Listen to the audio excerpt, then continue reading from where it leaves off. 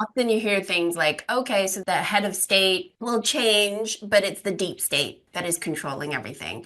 Many people, I think, don't understand what the deep state is. It sort of takes on a mythical feeling to a lot of people, but you've actually written a few books on how the deep state is responsible for overthrowing several governments around the world.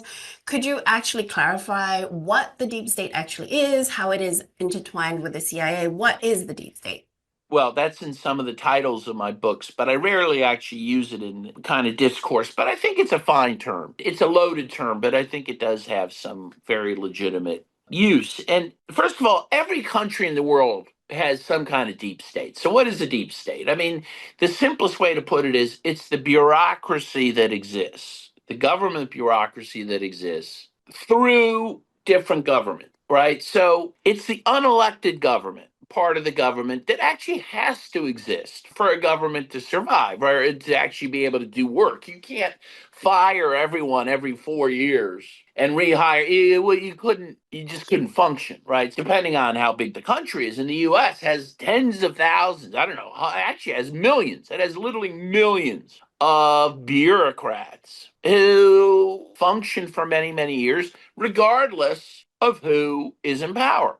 And so naturally, these institutions, again, represented by in the US, the CIA, the FBI, the State Department, while their heads may change depending on who is in office, their middle and lower tiers don't change at all. Those functionaries continue, and they have their own institutional goals and logic, which don't change that much regardless of who's in power.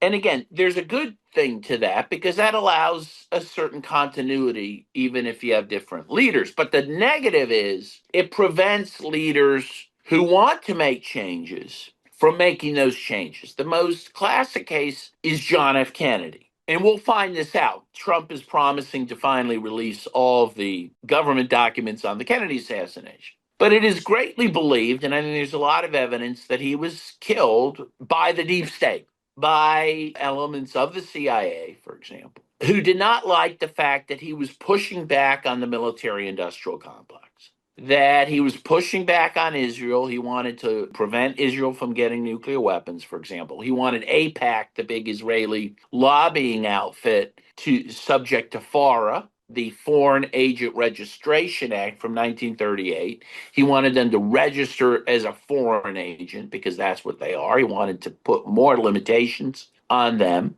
He made some suggestion that he wanted to end what was becoming the war in Vietnam. He was able to live with Sukarno in Indonesia. When Johnson took over, and by the way, people think Johnson was part of the coup as well, he allowed the CIA to overthrow Sukarno in Indonesia. They imposed Suharto, who ends up killing 500,000 to a million people, mostly communists, right, in a huge genocide. And by the way, Johnson then really ups the war in Vietnam. The war really begins in earnest under him. And Israel's totally let loose. In fact, in 1967, Johnson, through his U.S. ambassador to the United Nations, Goldberg, really helps solidify Israel's occupation of the West Bank in Gaza, in Golan Heights. So all those things seem to have happened because that's what the deep state wanted. And again, Kennedy seemed to be an impediment to that. So that's maybe the best example of how that deep state operates in a very nefarious way to prevent any major change, particularly in U.S. foreign policy. I think that's where the deep state it acts at its worst.